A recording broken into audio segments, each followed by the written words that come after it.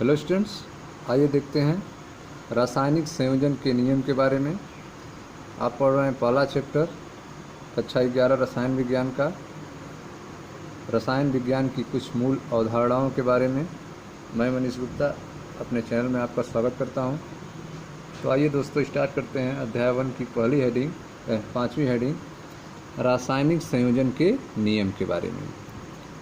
तत्वों के संयोजन से यौगिक का बनना, ठीक है, तत्वों के कॉम्बिनेशन से, तत्वों के मिलने से यौगिकों का बनना निम्नलिखित 5 मूल नियमों के अंतर्गत होता है।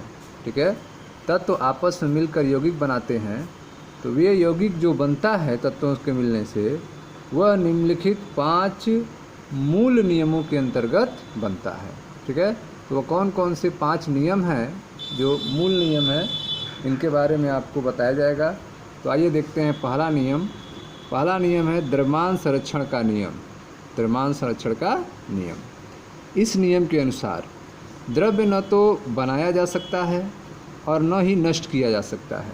ठीक है, पहला नियम द्रव्यमान संरक्षण का नियम है।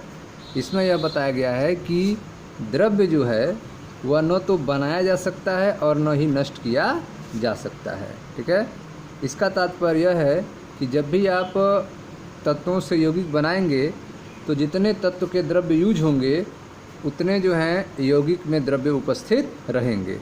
न तो कोई नया द्रव्य जो है उसमें उत्पन्न नहीं होगा और न तो कोई नया द्रव्य नष्ट होगा। ठीक है, तो द्रव्यमान संरक्षण का नियम जो है के अनुसार द्रव्य न तो बनाया जा सकता है और न ही नष्ट किया जा सकता है। इस नियम को आंतोइन लावुसिये ने सन 1789 में दिया था। ठीक है, यह जो द्रव्यमान संरक्षण का नियम है जिसे लावुसिये ने 1789 ईस्वी में दिया था। उन्होंने दहन अभिक्रियाओं का प्रायोगिक अध्ययन, ठीक है, जो भी कंबशन रिएक्शन से दहन अभिक्रिया थी, उन्होंने दहन अभिक्रियाओं का प्रायोगिक अध्ययन ध्यानपूर्वक किया और फिर उस पर दिए गए निष्कर्ष पर पहुँचे कि किसी भौतिक और रासायनिक परिवर्तन में कुल द्रव्यमान में कोई परिवर्तन नहीं होता है। ठीक है, कहीं पर भी भौतिक परिवर्तन हो या फिर रासायनिक परिवर्तन हो तो उसके कुल द्रव्यमान में कोई परिवर्तन नहीं होता है। अर्थात द्रव्य न तो बनाया जा सकता है और न तो नष्ट किया जा सकता है। ठीक है, तो द्रव्यमान संरक्षण के नियम के अनुसार द्रव्य न तो बनाया जा सकता है और न ही नष्ट किया जा सकता है। इस नियम को आंतोइन लावुसिये ने सन 1789 में दिया था। उन्होंने दहन अभिक्रियाओं का प्रायोगिक अध्ययन ध्यानपूर्वक किया और फिर ऊपर दिए गए निष्कर्ष पर पहुँचे कि किसी भौतिक और रासायनिक परिवर्तन में कुल द्रव्यमान में कोई परिवर्तन नहीं होता है। रसायन विज्ञान के बाद की कई परिकल्पनाएं इसी पर आधारित हैं। ठीक है, रसायन विज्ञान के बाद की कई परिकल्पनाएं जो हैं वो द्रव्यमान संरक्षण के नियम पर आधारित हैं। वास्तव में अभिकर्मकों और उत्पादों के द्रव्यमानों के यथार्थपरक मापनों और लावुसिये द्वारा प्रयोग को ध्यानपूर्वक करने के कारण ऐसा संभव हुआ था। ठीक है, अभिकारक जो थे, जो अभिक्रिया में भाग ले रहे थे और जो उत्पाद बन रहे थे, उनके द्रव्यमानों को सही तरीके से यथार्थ परक मापनों और लावुसिये द्वारा प्रयोगों को ध्यानपूर्वक करने के कारण ऐसा संभव हुआ था कि भौतिक और रासायनिक परिवर्तन में कुल द्रव्यमान में कोई परिवर्तन नहीं होता है। ठीक है, यह था आपका पहला द्रव्यमान संरक्षण का नियम। अब देखते हैं दूसरा नियम। दूसरा नियम जो है आपका, वह है आपका स्थिर अनुपात का नियम। स्थिर अनुपात का नियम जिसे जोसेफ प्राउस्ट ने दिया था, स्थिर अनुपात का नियम। इस नियम में क्या कहा गया है तो ध्यान से आप समझें। स्थिर अनुपात का नियम, यह नियम फ्रांसीसी रसायनज्ञ जोसेफ प्राउस्ट ने दिया था। उनके अनुसार किसी यौगिक में तत्वों के द्रव्यमानों का अनुपात सदैव समान होता है। ठीक है, किसी यौगिक में तत्वों के द्रव्यमानों का जो अनुपात होता है वह सदैव समान होता है। प्राउस्ट ने क्यूप्रिक कार्बोनेट के 2 नमूनों के साथ प्रयोग किया। प्राउस्ट ने क्यूप्रिक कार्बोनेट के 2 नमूनों के साथ प्रयोग किया, जिनमें से एक प्राकृतिक और दूसरा संश्लेषित था। ठीक है, तो जोसेफ प्राउस्ट ने क्यूप्रिक कार्बोनेट का 2 नमूना लिया, जिसमें से एक नमूना प्राकृतिक था और एक नमूना कृत्रिम था।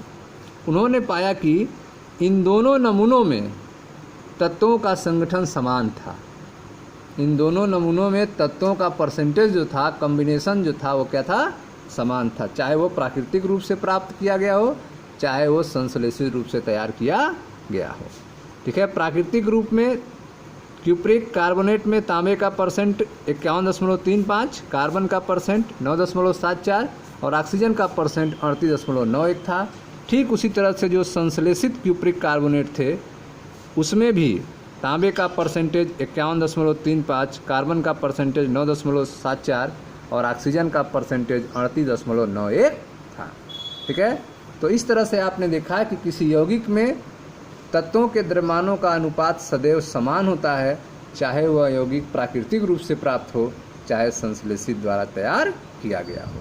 ठीक है, अतः उन्होंने निष्कर्ष निकाला कि स्रोत पर निर्भर न करते हुए, ठीक है, स्रोत पर निर्भर नहीं है, स्रोत पर निर्भर न करते हुए किसी यौगिक में उपस्थित तत्व के द्रव्यमान समान अनुपात में पाए जाते हैं। ठीक है, किसी भी यौगिक में उपस्थित तत्व के द्रव्यमान जो हैं वे समान अनुपात में पाए जाते हैं, वे स्रोत पर निर्भर नहीं करते हैं।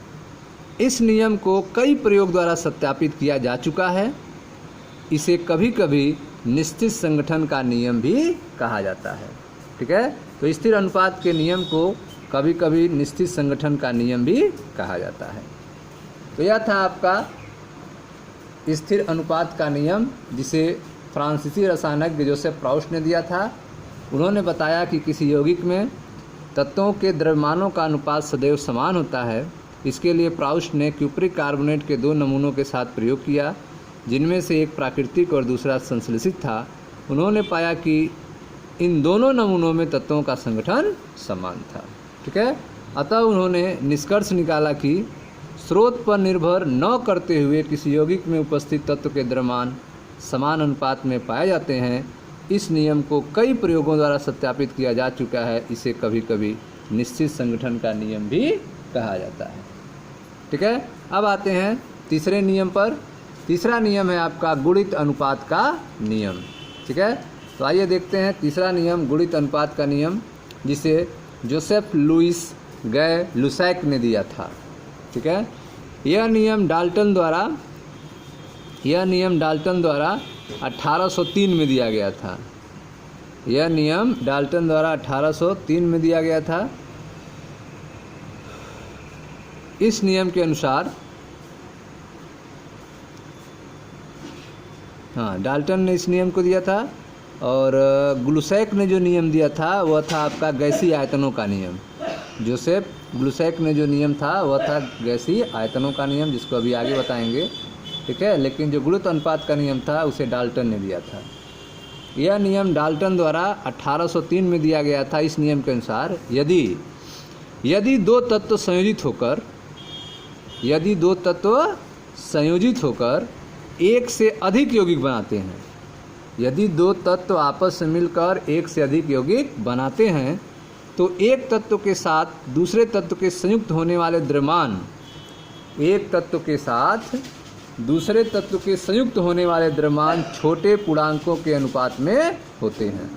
ठीक है, तो एक तत्व से जो दूसरा तत्व जुड़ेगा उस तत्व का द्रव्यमान किस अनुपात में होगा? छोटे पूर्णांक के अनुपात में होगा। ठीक है, तो यदि 2 तत्व संयुक्त होकर एक से अधिक यौगिक बनाते हों, तो एक तत्व के साथ दूसरे तत्व के संयुक्त होने वाले द्रव्यमान, एक तत्व के साथ दूसरे तत्व के संयुक्त होने वाले द्रव्यमान छोटे पूर्णांकों के अनुपात में होते हैं। ठीक है, इस बात को समझे ध्यान से। उदाहरण के लिए हाइड्रोजन और ऑक्सीजन 2 तत्व हो गए और यह जो है आपस में संयुक्त होकर 2 यौगिक बनाते हैं, जल और हाइड्रोजन पेरोक्साइड। जल और हाइड्रोजन पेरोक्साइड H2 और H2O2। ठीक है, समीकरण देख लें। हाइड्रोजन और ऑक्सीजन मिलकर जल बनाता है, हाइड्रोजन और ऑक्सीजन मिलकर हाइड्रोजन परऑक्साइड बनाता है। ठीक है, तो यहाँ पर आप देख रहे हैं कि दो तत्व जो हैं आपस में संयुक्त हो रहे हैं, ठीक है, और एक से अधिक यौगिक बना रहे हैं। इनमें से एक तत्व का जो है द्रव्यमान फिक्स हो गया 2 ग्राम 2 ग्राम, हाइड्रोजन जो है दोनों में 2 ग्राम है, लेकिन जो ऑक्सीजन है वह पहले में 16 ग्राम है और दूसरे में 32 ग्राम है। ठीक है, अब इन दोनों का जो दूसरा तत्व है इसका द्रव्यमान जो है वो किस रूप में है, एक छोटा पूर्णांक के रूप में, 16 कम 16 16 दूनी 32। ठीक है, तो यहाँ पर एक पूर्णांक बन गया एक संबंधे 2 का। ठीक है, तो इस तरह से इस नियम के अनुसार यदि दो तत्व संयुक्त होकर एक से अधिक यौगिक बनाएंगे तो एक तत्व के साथ जो दूसरा तत्व संयुक्त होगा, ठीक है, इसके द्रव्यमान जो होगा वह छोटे पूर्णांक के अनुपात में होगा। ठीक है, तो यह आपने देखा कि 18 ग्राम जल बना, 34 ग्राम हाइड्रोजन परऑक्साइड बना। यहाँ पे हाइड्रोजन जो है 2 ही ग्राम है, इसमें भी हाइड्रोजन 2 ग्राम है, लेकिन पहले वाले में ऑक्सीजन 16 ग्राम लगा और दूसरे वाले में ऑक्सीजन 32 ग्राम लगा। इन दोनों की तुलना करेंगे तो एक सरल अनुपात आया 1:2 का। आगे देखें ध्यान से, यहाँ ऑक्सीजन के द्रव्यमान अर्थात 16 ग्राम और 32, ठीक है, 16 ग्राम और 32 ग्राम है, जो कि हाइड्रोजन के निश्चित द्रव्यमान अर्थात 2 ग्राम के साथ संयुक्त होते हैं। एक सरल अनुपात अर्थात 16:32 या 1:2 में होते हैं। ठीक है, तो इस तरह से आपने देखा कि यदि दो तत्व संयुक्त होकर एक से अधिक यौगिक बनाते हैं तो एक तत्व के साथ दूसरे तत्व के संयुक्त होने वाले द्रव्यमान छोटे पूर्णांक के अनुपात में होते हैं। इसे गुणित अनुपात के नियम कहते हैं और इस नियम को डाल्टन ने 1803 में दिया था। ठीक है, अब आते हैं चौथे नियम पर, जिसे गैल-लुसैक का गैसीय आयतन का नियम कहा जाता है। तो गैल-लुसैक का गैसीय आयतन नियम को समझा जाए। यह नियम गैल-लुसैक द्वारा सन 1808 में दिया गया था। ठीक है, गैल-लुसैक का गैसीय आयतन नियम जो है यह गैल-लुसैक के द्वारा 1808 ईस्वी में दिया गया था। उन्होंने पाया कि जब रासायनिक अभिक्रियाओं में, ठीक है, जब केमिकल रिएक्शन में रासायनिक अभिक्रियाओं में गैसें संयुक्त होती हैं, गैसें आपस में जुड़ती हैं या बनती हैं, तो उनके आयतन जो है सरल अनुपात में होते हैं। जब रासायनिक अभिक्रिया में गैसें संयुक्त होती हैं या बनती हैं तो उनके आयतन सरल अनुपात में होते हैं, बशर्ते सभी गैसें जो हैं समान ताप और दाब पर हों। ठीक है, तो इस नियम के अनुसार आपने देखा कि सभी गैस समान ताप और दाब पर अगर होगा तो रासायनिक अभिक्रिया में गैसें संयुक्त होंगी या बनेंगी तो उनके आयतन क्या होंगे, सरल अनुपात में होते हैं। यह नियम जो है 1808 में गैल-लुसैक ने दिया था कि जब रासायनिक अभिक्रियाओं में गैसें संयुक्त होती हैं या बनती हैं तो उनके आयतन सरल अनुपात में होते हैं, बशर्ते सभी गैसें समान ताप और दाब पर हों। अतः हाइड्रोजन के 100 ml ऑक्सीजन, अतः हाइड्रोजन के 100 ml ऑक्सीजन के 50 ml के साथ संयुक्त होकर 100 ml जलवाष्प लेता है। ठीक है, हाइड्रोजन का 100 ml जो है ऑक्सीजन के 50 ml के साथ जुड़कर संयुक्त होकर 100 ml जलवाष्प देता है। हाइड्रोजन 100 ml, ऑक्सीजन 50 ml और जल कितना बचा, 100 ml। अतः हाइड्रोजन और ऑक्सीजन के आयतन जो आपस में संयुक्त हो रहे हैं अर्थात 100 ml और 50 ml आपस में सरल अनुपात में है, 2:1 के अनुपात में, 50 से कम 50, 50 दूनी 100, यह 2:1 के अनुपात में होते हैं। ठीक है, तो जब रासायनिक अभिक्रियाओं में गैसें संयुक्त होती हैं या बनती हैं तो उनके आयतन क्या होते हैं, सरल अनुपात में। जैसे यहाँ पे आप देख रहे हैं ऑक्सीजन और हाइड्रोजन किस में है, सरल अनुपात में है, 2:1 के अनुपात में है। गैल-लुसैक के आयतन संबंधों के पूर्णांक अनुपातों की खोज जो है वास्तव में आयतन के संदर्भ में स्थिर अनुपात का नियम है। ठीक है, जो गैल-लुसैक के आयतन संबंधों के पूर्णांक अनुपातों की खोज जो है यह वास्तव में आयतन के संदर्भ में स्थिर अनुपात का नियम है। ठीक है, पहले बताया गया स्थिर अनुपात का नियम द्रव्यमान के संदर्भ में है। गैल-लुसैक के कार्य की परिपर्ण सन 1811 में अवोगाद्रो द्वारा की गई। ठीक है, तो गैल-लुसैक ने जो बात बताई थी उसकी पुष्टि जो है 1811 में अवगाद्रो के द्वारा किया गया था। ठीक है, तो इस तरह से आपने गैल-लुसैक का गैसीय आयतन संबंधी नियम देखा, जिसे गैल-लुसैक ने 1808 में दिया था। उन्होंने पाया कि जब रासायनिक अभिक्रिया में गैसें संयुक्त होती हैं या गैसें बनती हैं तो उनके आयतन जो हैं सरल अनुपात में होते हैं, बशर्ते सभी गैसें समान ताप और दाब पर हो। अतः हाइड्रोजन के 100 ml ऑक्सीजन के 50 ml के साथ संयुक्त होकर 100 ml जलवाष्प बनाएगा। ठीक है, तो यह सब गैसें हैं, हाइड्रोजन भी गैस, ऑक्सीजन भी गैस, और गैस बन रहा है जलवाष्प। तो यह जो हाइड्रोजन ऑक्सीजन है सरल अनुपात में है, 50 से कम 50, 50 दूनी 100, 2 संबंध 1 के अनुपात में है। अतः हाइड्रोजन और ऑक्सीजन के आयतन जो आपस में संयुक्त होकर जल बना रहे हैं, अर्थात 100 ml और 50 ml आपस में सरल अनुपात में है, 2 संबंध 1 के अनुपात में है। गैल-लुसैक के आयतन संबंधों के पूर्णांक अनुपातों की खोज वास्तव में आयतन के संदर्भ में स्थिर अनुपात का नियम है। पहले बताया गया है कि स्थिर अनुपात का नियम द्रव्यमान के संदर्भ में है। गैल-लुसैक के कार्य की परिपर्ण जो है सन 1811 में अवगाद्रो द्वारा की गई। ठीक है, अब देखते हैं अगला नियम, जो कि आपका 5वां नियम है, लास्ट नियम है, अवगाद्रो का नियम। सन 1811 में अवगाद्रो ने प्रस्तावित किया कि अवगाद्रो ने अपना नियम जो है 1811 में प्रस्तावित किया। उन्होंने बताया कि समान ताप और दाब पर सभी गैसों के समान आयतन में अणुओं की संख्या समान होती है। ताप और दाब अगर समान हो तो सभी गैसों के समान आयतन में अणुओं की संख्या समान होती है। इसे अवगाद्रो का नियम कहते हैं।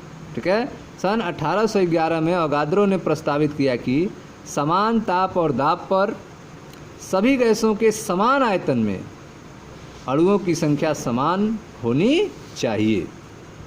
अवगाद्रो ने परमाणुओं और अणुओं के बीच अंतर की व्याख्या की। अवगाद्रो ने परमाणुओं और अणुओं के बीच अंतर की व्याख्या की, जो आज आसानी से समझ में आती है।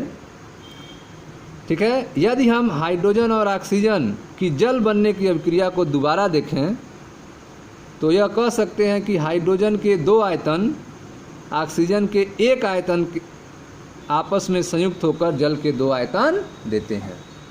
ठीक है, जिसमें आपने देखा था कि 100 ml हाइड्रोजन 50 ml ऑक्सीजन के साथ मिलकर 100 ml जल दिया था।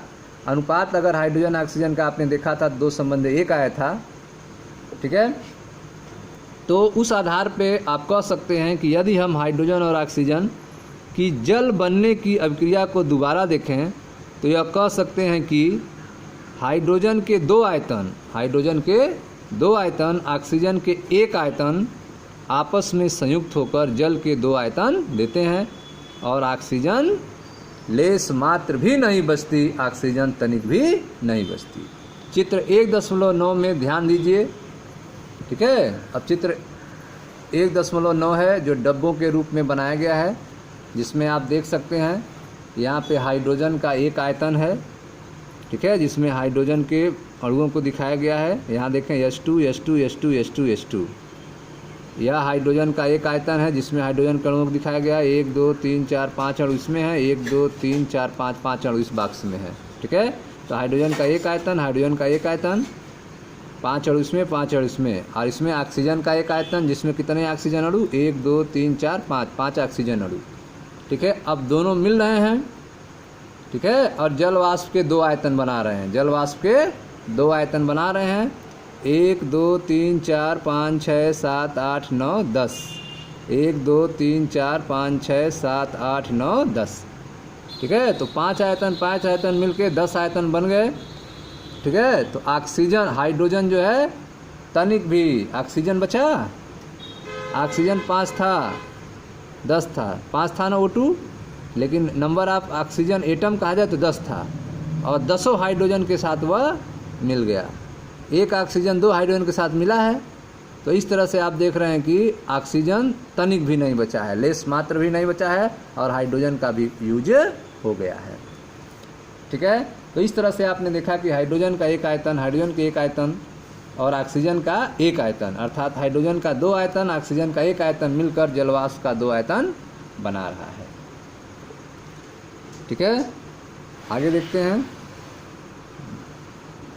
तो इस तरह से आपने देखा कि चित्र में प्रत्येक डिब्बों में अणुओं की संख्या समान है। 5 हाइड्रोजन एक डिब्बे में थे, 5 हाइड्रोजन अणु एक डिब्बे में थे और 5 ऑक्सीजन अणु एक डिब्बे में थे। लेकिन जो है मिलने के बाद जो है 10 जलवाष्प के बने, अर्थात हाइड्रोजन के 2 आयतन ऑक्सीजन के 1 आयतन के साथ अभिक्रिया करके जल के 2 आयतन बनाते हैं। वास्तव में अवोगाद्रो ने इन परिणामों की व्याख्या अणुओं को बहुपरमाणुक मानकर किया था। ठीक है, अवोगाद्रो ने इन परिणामों की व्याख्या जो किया था वो अणुओं को क्या माना था, बहुपरमाणुक मानकर किया था। यदि हाइड्रोजन और ऑक्सीजन को द्विपरमाणुक माना जाता जैसा अभी है तो ऊपर दिए गए परिणामों को समझना काफ़ी आसान है। ठीक है, तो यदि हाइड्रोजन और ऑक्सीजन को द्विपरमाणुक मान लिया जाए जैसा माना गया है तो ऊपर दिए गए परिणामों को आप आसानी से समझ सकते हैं। परंतु उस समय डाल्टन और कई अन्य लोगों का यह मत था कि ठीक है, उस समय डाल्टन और कई अन्य लोगों का मत था कि एक जैसे परमाणु आपस में संयुक्त नहीं हो सकते हैं। ठीक है, डाल्टन और दूसरे वैज्ञानिकों का यह मत था कि एक जैसे परमाणु आपस में जुड़ नहीं सकते हैं, संयुक्त नहीं हो सकते हैं। हाइड्रोजन या ऑक्सीजन के 2 परमाणु वाले अणु उपस्थित नहीं हो सकते हैं। अवोगाद्रो का प्रस्ताव फ्रांसीसी में जनरल डी फिजिक्यू में प्रकाशित हुआ। सही होने के बाद इस मत को बहुत बढ़ावा नहीं मिला। ठीक है, तो यह मत जो है सही होने के बाद भी इसको बहुत ज़्यादा प्रोत्साहन या बढ़ावा नहीं मिला। ठीक है, लगभग 50 वर्षों के बाद 1960 में जर्मनी में रसायन विज्ञान पर प्रथम अंतर्राष्ट्रीय सम्मेलन का आयोजन हुआ ताकि कई मतों को सुलझाया जा सके। उसमें स्तेनिस्लाव कैनिजारो ने रसायन दर्शन पर विचार प्रस्तुत करते समय अवोगाद्रो के कार्य के महत्व पर बल दिया था। ठीक है, तो 50 वर्षों बाद जो है अवोगाद्रो के कार्य के महत्व पर कैनिजारो के द्वारा सम्मेलन में महत्व दिया गया था। ठीक है, तो यह था आपके 5 नियम जो रासायनिक संयोजन के नियम कहलाते हैं। मिलते हैं नेक्स्ट वीडियो में जहां चर्चा करेंगे डाल्टन का परमाणु सिद्धांत के बारे में। ठीक है, आप पढ़ रहे थे रासायनिक संयोजन के नियम जिसमें आपको 5 नियम को बताया गया। मैं मनीष गुप्ता अपने चैनल में आपका स्वागत करता हूं। आप वीडियो को लाइक करें, शेयर करें, चैनल को सब्सक्राइब करें। धन्यवाद दोस्तों।